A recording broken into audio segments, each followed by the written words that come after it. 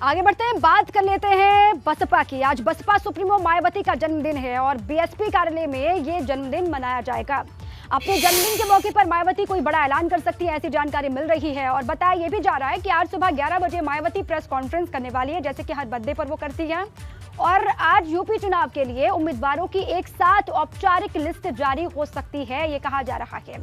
आपको ये भी हम बता दें कि इस बार पार्टी बिना गठबंधन के अकेले ही अपने दम पर चुनावी मैदान में खड़ी है।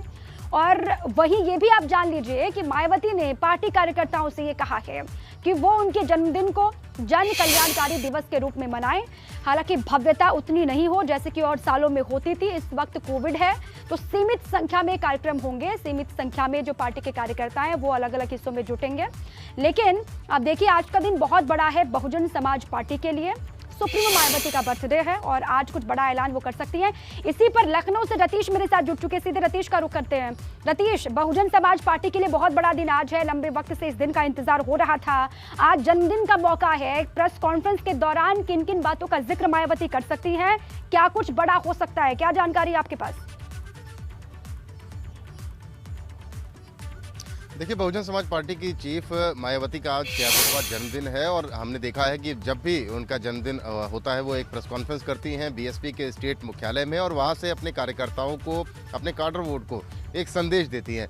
वाकई आज बड़ा संदेश जाने वाला है क्योंकि उत्तर प्रदेश में चुनाव है, तारीखों का ऐलान हो चुका है, फर्स्ट फेज का नॉमिनेशन शुरू हो चुका है और तमाम सियासी गोलबंदी के बीच बीएसपी को ये कहा जा रहा है, ये माना जा रहा है कि बीएसपी काफ़ी कमज़ोर हो रही है क्योंकि बीएसपी के तमाम नेता टूट कर सपा में या भाजपा में जा रहे हैं। तो ऐसे में मायावती का संदेश काफ़ी मायने रखेगा, काफ़ी अहमियत रखता है।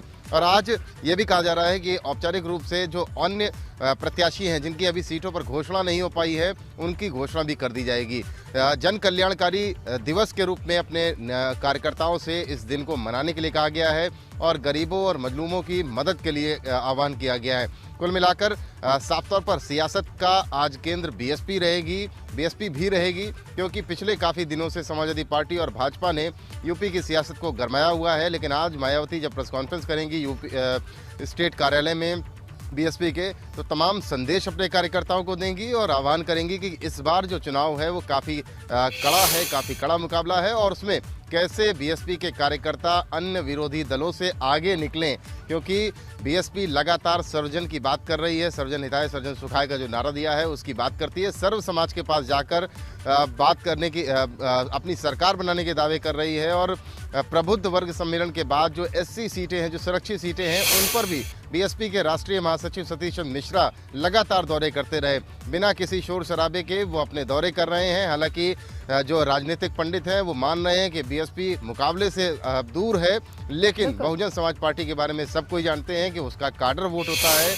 काडर वोट अगर बीएसपी के साथ इंटैक्ट रहता है तो बीएसपी रिजल्ट कुछ अप्रत्याशित तौर पर भी दे सकती है। लेकिन फिलहाल बिल्कुल क्या कुछ ऐसा अप्रत्याशित इस बार के इलेक्शन में होने जा रहा है, रतीश, इसी पर लगातार निगाहें टिकी हुई है और राजनीतिक जो जानकार हैं वो भी यही कह रहे हैं कि अभी फिलहाल तो कांटे की टक्कर सपा बीजेपी में है। अब बसपा कहां पर स्टैंड करती है, कैसा परफॉर्म वो इलेक्शन में करेगी, इसी पर लगातार निगाहें टिकी हुई है। बहरहाल आज पीसी होनी है मायावती की, जिस पर लगातार नजर बनी रहेगी। बहुत शुक्रिया आपका पूरी जानकारी के लिए। और अब बात सियासी हलचल के बीच रैलियों पर नए आदेश के इंतजार की।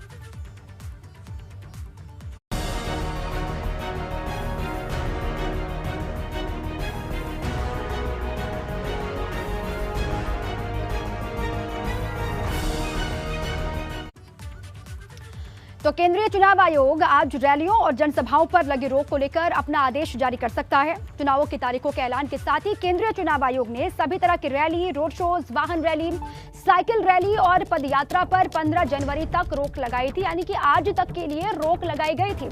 सूत्र ये बता रहे हैं कि ये रोक फिलहाल आगे भी जारी रह सकती है क्योंकि कोविड की रफ्तार कम हुई नहीं है और कोविड का खतरा जो बढ़ा है, इसे देखते हुए जानकारी ये मिल रही है, सूत्र हमारे ये बता रहे हैं कि ये जो रोक लगी थी 15 जनवरी तक, आज तक उसको और भी कंटिन्यू किया जा सकता है, बढ़ाया जा सकता है। अगर ऐसा होता है तो राजनीतिक दलों को अपनी और तैयारी आगे बढ़ानी होगी। रैली, रोड शोज, पदयात्रा पर 15 जनवरी तक के लिए रोक लगाई गई थी चुनाव आयोग की तरफ से। कोविड के हालातों को भांपते हुए यह आदेश जारी किया गया था और आज भी भी ये जानकारी मिल रही है कि ये आदेश जो है वो जारी रह सकता है आगे भी। अभी और रैलीज, रोड शोज, पदयात्रा चुनावी मौसम में राजनीतिक दल नहीं कर पाएंगे, ऐसी जानकारी मिल रही है, सोर्स ही बता रहे हैं। इसी पर पुख्ता जानकारी लेते हैं, अविनाश तिवारी जुड़ चुके हैं दिल्ली से। अविनाश, क्या लग रहा है? हालांकि 15 तारीख के लिए रोक लगाई गई थी, जो सोर्स बता रहे वो तो यही कह रहे हैं कि जो रोक है वो आगे भी जारी रहेगी। आपको क्या जानकारी मिल रही है? देखिए, अगर बात करें तो जिस तरीके से चुनाव आयोग ने पिछले जब शनिवार को इलेक्शन की घोषणा की थी तो 15 जनवरी तक के लिए रोक लगा रखी थी। आज वो रोक समाप्त हो रहा है, लेकिन इसको आगे एक्सटेंड किया जाएगा। 1 हफ्ते से 10 दिन के लिए इसको आगे फिर से एक्सटेंड किया जाएगा और रिव्यू किया जाएगा कोविड की सिचुएशन को, क्योंकि अभी कोरोना के हालात ठीक नहीं हुए।